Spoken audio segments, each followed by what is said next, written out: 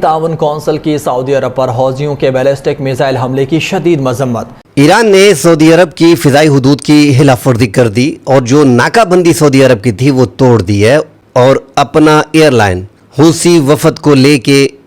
یمن پہنچ گیا ہے۔ سعودی عرب نے جواباً یمن کے ایئرپورٹ پہ صنعاء پہ بمباری کر دی ہے، اس کے رن وے کو نقصان پہنچا ہے۔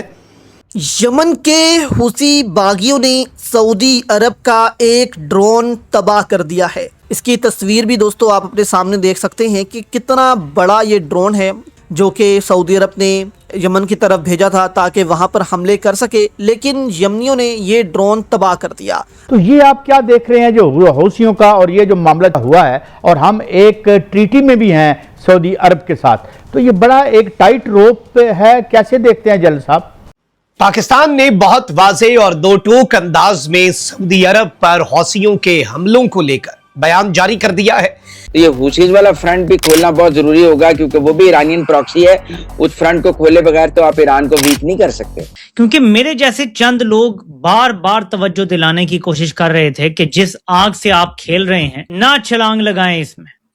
اور اپنی اوقات اور حیثیت سے بڑی چھلانگیں مارنے کی کوشش کرے گا تو بربادی ہی آئے گی۔ نمسکار دوستو، سواگت ہے آپ سبھی کا ہندوستان اسپیشل ٹرینڈ پر۔ تو جیسا آپ نے سنا ہوگا کہ جب نیت میں کھوٹ ہوتی ہے تو کوئی بھی کام سفل نہیں ہوتا، اور ٹھیک اس سمے پاکستان کے ساتھ یہی ہو رہا ہے، جس میں پاکستان نے ایک نہیں دو نہیں بلکہ کئی ایسے کام کیے ہیں، اور ان سبھی کاموں کا جو انجام ہے وہ اب پاکستان کے سر پر ہی آ ٹوٹنے کو پڑا ہے، چاہے وہ پاکستان کا سعودی عرب کے ساتھ ڈیفنس پیکٹ کرنا ہو، یا پھر پاکستان کا امریکہ اور ایران کے بیچ میں سو کالڈ میڈیشن کی بات کرنا ہو، یا پھر بھارتی کشمیر کو لے کر کے بھارت کے خلاف پروپیگنڈا پھیلانے والا پاکستان آج خود پی او کے جے کے یعنی پاکستان آکوپائیڈ جموں کشمیر کے اندر پھنسا ہوا ہے۔ تو جہاں تک بات کریں، ابھی پھر سے سٹارٹ ہوئے اس ایران امریکہ یدھ نے پاکستانیوں کی سانسیں اٹکا دی ہے، کیونکہ ایران کی طرف سے دوسرے عرب دیشوں کے اوپر حملہ تو کیا ہی جا رہا ہے، لیکن اسی کے ساتھ سعودی عرب کے اوپر بھی حملہ شروع کر دیا ہے، جس کے ساتھ پاکستان نے اس جوش خروش کے ساتھ ڈیفنس ڈیل کیا تھا کہ ایک تو سعودی عرب پاکستان کو پیسہ دے گا اور دوسرا اسرائیل کے خلاف پاکستانی لڑیں گے، جبکہ اس میں حقیقت یہ ہے کہ پاکستانی آرمی اسرائیل کے خلاف کیا لڑتی، جو ابھی خود ہی اپنے گھر میں ہی بی ایل اے اور ٹی ٹی پی سے پٹ رہی ہو۔ لیکن پاکستانیوں نے یہ نہیں سوچا تھا کہ سعودی کے ساتھ ڈیفنس ڈیل میں پاکستان ایران کے سامنے ہوگا۔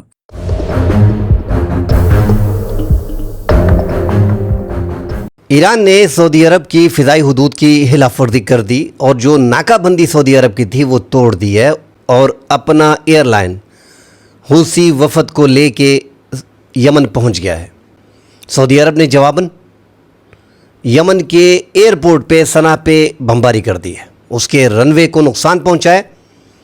کشیدگی ایک بار پھر بڑھ گئی ہے۔ ناظرین، یہ جو سعودی عرب نے ناکہ بندی کی تھی فضائی حدود کی، وہ 10 سالہ پابندی کا ایران نے مطلب اس کو توڑ دیا ہے، خاتمہ تو نہیں کیا، مگر اس پابندی کو غیر قانونی طور پہ ایران نے ایک کام کیا ہے، ایک الگ سے ایک پنگا لے لیا ہے۔ ویسے بھی ان کے پنگے بہت زیادہ ہیں، عرب ممالک 5 عرب ممالک پہ تو وہ پہلے ہی حملے کر چکا ہے، اب یہاں پہ سعودی عرب بچا ہوا تھا۔ اب حالات مزید کشیدگی کی طرف جا رہے ہیں کہ جو اس میں تو کوئی دو رائے نہیں ہے کہ یمن میں جتنے بھی حوثی باغی ہیں ان کو سپورٹ کر رہا ہے۔ یمن کا صنعاء تھا جس پہ حوثی باغیوں کا قبضہ ہے۔ یمن کی 3 کروڑ 40 لاکھ کی آبادی ہے، جو لوگ زیادہ صنعاء میں موجود ہیں، جو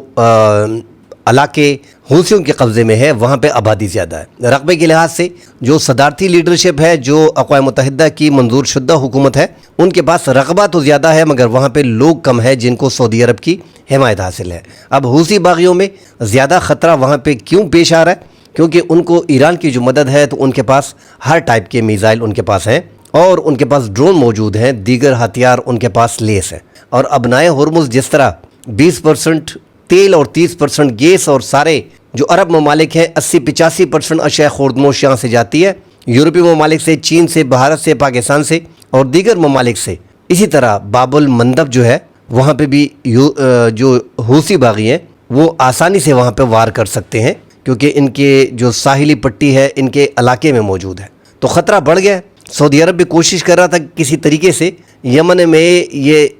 حوثی باغی جو ہے ان کا خاتمہ کیا جا سکے کسی نہ کسی طریقے سے، مگر ناظرین یہ معاملات تو ان کے کافی پرانے چلے آ رہے ہیں، اور وہاں پہ ہم نے دیکھا کہ خانہ جنگی کی کیفیت تھی، لوگ भूख से मर रहे हैं। मुसलमान को उसके लिए तगड़े होते हैं, एक दूसरे को मरने मारने के लिए तैयार हो जाते हैं। हम सारी उम्र इसी कशमकश में, आपस की फ़िरकावारियत में और इन चीज़ों में लड़ते रहें। एक दूसरे के लिए हम तगड़े, गैर मुस्लिम के लिए हम में कोई इत्तेफाक वगैरह है नहीं। बहरहाल ईरान ने एक पंगा लिया है और इंतहाई ख़तरनाक पंगा इस टाइम पे लिया है। पाकिस्तान ने बहुत वाज़ेह और दो टूक अंदाज में सऊदी अरब पर हौसियों के हमलों को लेकर बयान जारी कर दिया है। इस बयान में पाकिस्तान और सऊदीया के दरमियान दिफाई मुआहिदा, स्ट्रेटेजिक म्यूचुअल डिफेंस एग्रीमेंट, जो कि पिछले साल साइन हुआ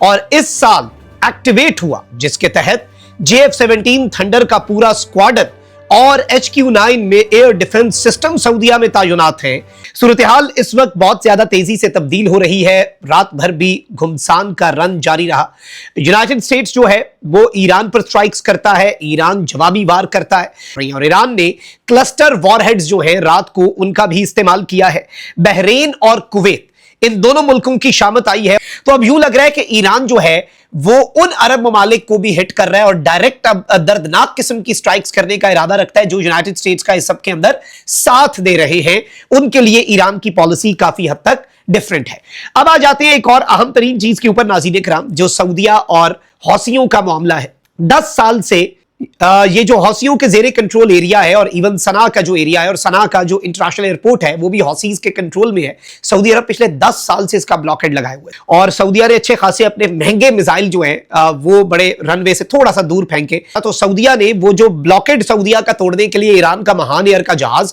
हौसी रहनुमाओं को और मुबैना तौर पर IRGC के कुछ टॉप के कमांडर्स को लेकर आ रहा था, उसको तबाह तो नहीं किया लेकिन एयरपोर्ट पे स्ट्राइक्स की ताकि वो लैंड ना करे और वापस चला जाए और सऊदी अरब का ब्लॉकेड ना टूटे। लेकिन सऊदी अरब का ब्लॉकेड जो है वो टूट गया। ईरान के जो यमन के अंदर हिमायत याफ्ता हुकूमत है सऊदीया की और इंटरनेशनली रिकॉग्नाइज्ड PLC की गवर्नमेंट है, उसने